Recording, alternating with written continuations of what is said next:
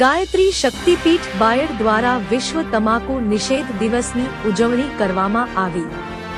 અરવલ્લીય ગાયત્રી શક્તિપીઠ બાયડ દ્વારા વિશ્વ તમાકુ નિષેધ દિવસ નિમિત્તે વિવિધ કાર્યક્રમો યોજાયા। ગાયત્રી શક્તિપીઠ બાયડ દ્વારા વિશ્વ તમાકુ નિષેધ દિવસ નિમિત્તે જન જાગૃતિ લાવવાના ઉદ્દેશ્યથી વિવિધ કાર્યક્રમો યોજાયા હતા।